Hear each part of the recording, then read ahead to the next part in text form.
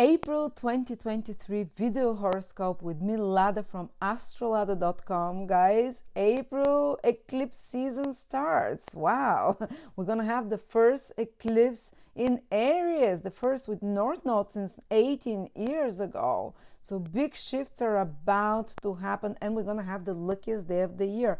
Jupiter will join the sun. For every one of us, some powerful new creative inspirational opportunity will appear that will make us feel more alive. We'll talk through all of that. And Mercury goes retrograde, but who cares? But the eclipses and Jupiter and the sun.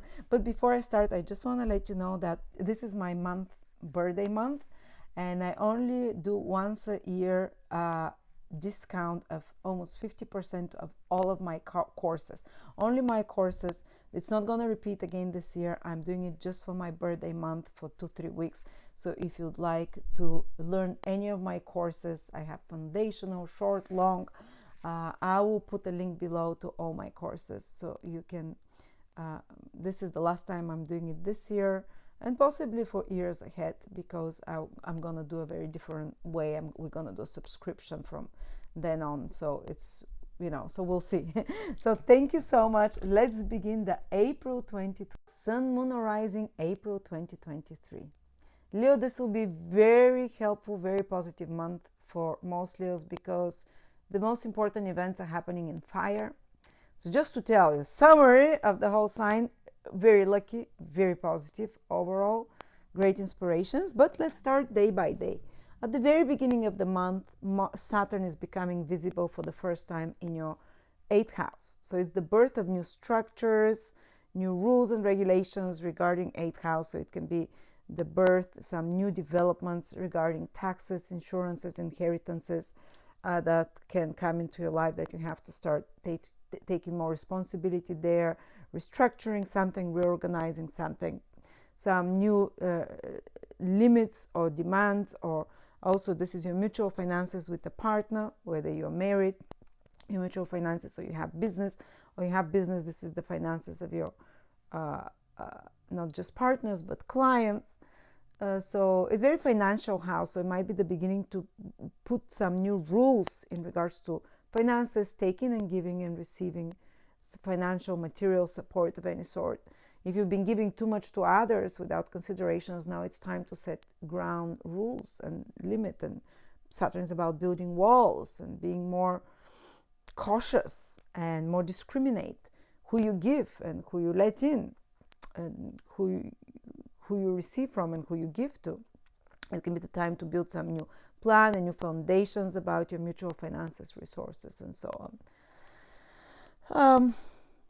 Of course, it's very psychological house, but we spoke way more in depth in the March videos. If you want to check out what can be being born for you now, what can be the new beginnings there, check this video. But let's go to the other important event. There is a full moon in your 3rd house on the 6th of April, and this full moon is happening on the axis of the 3rd and 9th houses. But around the 6th, a few days before and a week after too, there can be a focus on some short trip, for example, and going to and fro, traveling, and there can be stimulation more of mind, of communications, exchange of relatives and people in your close environment. It can get busy, more information flow. You can become more curious, more interested in the world around you, what's happening, reading news, or what's, or just being more social with people. And it can, or with family, because it's the moon. And it can also indicate the completion or seeing the results and things picking up with some mental project. Might be a website, might be writing something, might be some kind of a business project where you're using your skills of communication, of writing, of speaking, or whatever skill sets you have, that you're starting to see the results of, that it's starting to culminate. They can be more short trips to and fro, whether it's for entertainment or for work, And there is this eclipse, this full moon is part of course, you get more emotional in your communications. You can use it for good to impact others with more emotional way of communicating, or it can just get more emotional when you're talking with others and so on. But and in your communications, like your mind, the feelings can take over in your communications. But part of this full moon is Chiron. Chiron is exactly opposite the moon. So there can be the sense of some kind of a healing that you experience in April, connected to early childhood, to siblings. Chiron is the wounded healer, and full moon is about completions and seeing results and resolutions. So there can be some kind of a healing in regards to anything to do to third house, in regards to physically, it can be lungs or breathing. Third house, physically, it can be to do or emotionally, some healing in regards to relationships with siblings and relatives. Some long-standing wound, emotional, in regards to communications and self-expression, or being accepted by the social circle as well. There can be such themes that are a bit more painful that come for you. You realize something about it and you heal it in some way. Something that you find a wounding about communicating or speaking or being heard, or your voice, and so on. Then the next big event for Leo, you're gonna really enjoy that one, is the Sun meeting with Jupiter. You're the Sun. Remember, the Sun rules Leo, and every year, once a year, the Sun meets with Jupiter. But for the first time in 12 years, the Sun meets in Jupiter in your ninth house.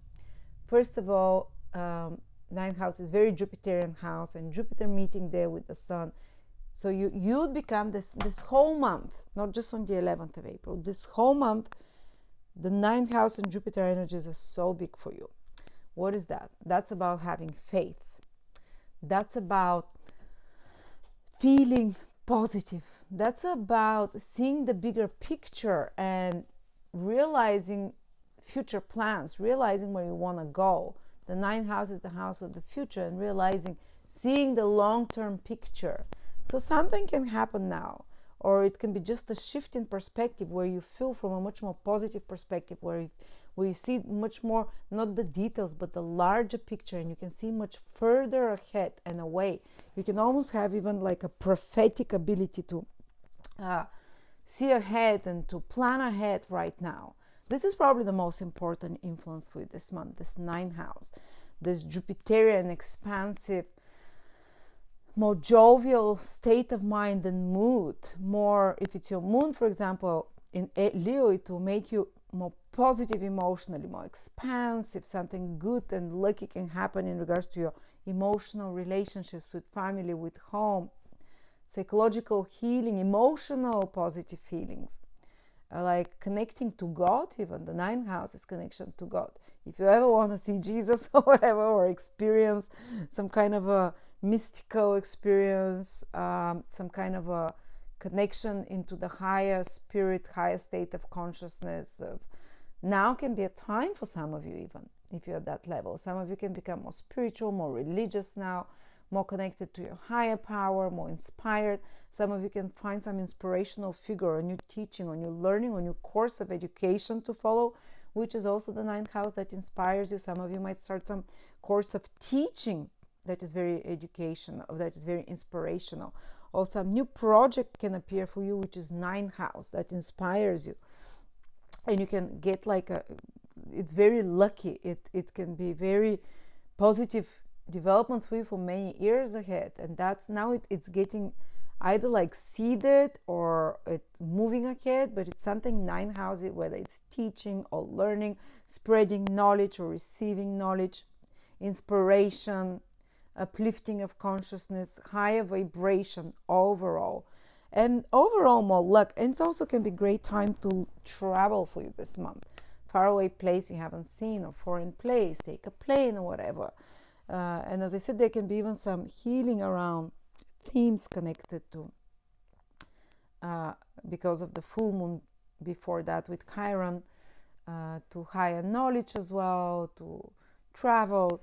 And there is also this opportunity to expand your consciousness. The ninth houses, you see it almost like a spiritual experience, but you learn something new that expands your consciousness, that brings you new meaning, new purpose.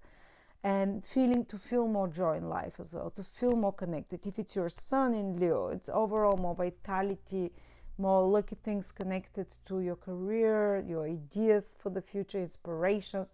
Write them down. It can be, especially around the 11th, they can be very powerful. So traveling, higher education, inspirations, all are things that should go wonderful. Plus there is an eclipse on the 20th of April, again in this 9th house. It's with the North Node. And it's especially later born Leos can feel it, those in the last 7, 8, 10 degrees of the sign. But again, there is some focus again, and this eclipse says the next 12 months, actually the next 2 years, there will be a year and a half, there will be eclipses in your 9th house. So they're starting now. The whole month you would feel this change of beliefs, spiritual awakening, as I said, for some of you, learning something new, new direction, new inspirations for the future. Solar eclipses, fated realignments. Solar eclipses also give access to the invisible worlds. They're like gates. And of course, this eclipse is with Jupiter and square Pluto. Some spiritual awakenings can be triggered by some crisis, some shifts in consciousness, in perspective of how you see something. And you can even free yourself from some long-lasting problems because you've been viewing this problem from the same perspective. And as they know, you can never change perspective. You can never solve a problem from the same state of consciousness as it was created. Well, now you have a rare opportunity starting from April, and I think it will continue later into May as well, and for months ahead, because of there will be following eclipses next year as well into your 9th house. But now the process starts, and with eclipse it can happen overnight for some of you, you know, that there is a shift of consciousness where you suddenly start seeing a long-standing problem from a higher perspective, and it's no longer a problem because you're no longer stuck in that vibration. You see the solution suddenly. So I hope this is it. But also the 9th house is father figures. Let's speak about the more possible negative sides, because some critical situation involving a father figure or teacher figure as well sometimes, but something fated, something that's important. Some of you can discover new teachers, your teacher, to discover who your inspiration is, who to follow. But your beliefs overall will start changing. Your beliefs, and with Rahu there, starting sooner, and I'll speak about it, it will carry for 2 years. There'll be new beliefs introduced to you, something radically different, and so on. And again, of course, with this eclipse, it's about traveling. I mean, it's never advisable to travel right on the day of an eclipse, around the 20th, 19th, 20th, 21st. If possible, don't travel, take planes, and so on. But generally, this eclipse can indicate that something important will be happening for you for the next 6 to 12 months with long-term travel. Something it's starting in with Rahu, so there will be more like exploration or studies or higher knowledge or traveling. So such kind of themes are starting for you that are not just going to be in April, long-term. All right, and then after that, the day right after the eclipse, Mercury is turning retrograde in our 10th house. Actually, you'd feel it before that, because Mercury, like the pre-shadow period, already from the 15th, you'd notice that there is concentration, almost like the whole month, on themes of career as well, on themes of maybe completing, when the Mercury goes retrograde, some project that you've been working on, fixing it, editing it. That will require a lot of your mental skill, knowledge, or information, and editing information, working, redoing something, whether it's online, whether it's writing reports, redoing, putting extra details. A retrograde planet requires 3 times more efforts. Things might slow down there, so you can correctly correct them, so you can edit them, so you can replan, so you can try plan B, plan C. It might work much better. And to see things from a little bit different perspective when it comes to something with your career or some project. And hopefully by the time in May, when Mercury turns direct, you'd have 3 times more better project, so to speak. But if you want to like do something important in regards to your career, like present, report, or anything like that, to do it before, I'll say before Mercury goes invisible even. Mercury goes invisible, let me just see, on the 17th. So yeah, do it before the 17th.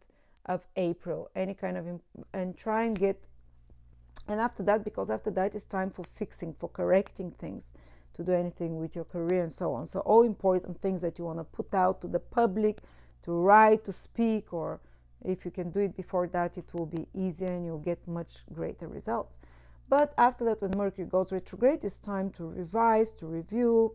Sometimes it can mean like a job comes back to you. If you're applying, a career opportunity from the past come back to you, or an old project comes to be redone and fixed or revived in some way, edited and so on. It can also mean that you might have some important conversations with authority figures and bosses of some sort, and you might have to resolve something there, speak some unsaid things, bring things from the past, or work with them with extra effort and focus and attention to detail in some way. So that's what it is for most of us. It is like I said, this 9th house is the most important. Venus will be entering your 11th house, from the 11th of April. So that's great time for socializing. From the 11th of April to the end of the month, social activity of any sort, increasing following if you want, as well. This can be, it happens, you're more popular as well. It can be even better for gains and income in some way, or having pleasant experiences with friends. And of course, Mars is in our 12th house the whole time of the month. Just be more careful, because that's usually tends to be more spending, and you can feel a little bit less. I think you would have energy no matter what, because the sun here in fire sign with Jupiter, most of the month the energy will be, positive. It's just with Mars in the 12th house, sometimes our subconscious desires can be triggered, and a kind of cravings can appear, inexplicable moods and cravings can grab us, which come from the subconscious, and kind of inclination for vices and so on can grab us a bit more stronger. It's not necessary, but I've seen this happen sometimes. And kind of more, it might be good for traveling abroad. Again, we have activation foreign travel here, Mars in the 12th house, traveling abroad, being more active abroad and so on. But sometimes there can be some action behind the scenes, and something that's happening behind the scenes as well. Just be aware of that. All right, so thank you so much. Very busy happening month, Leos.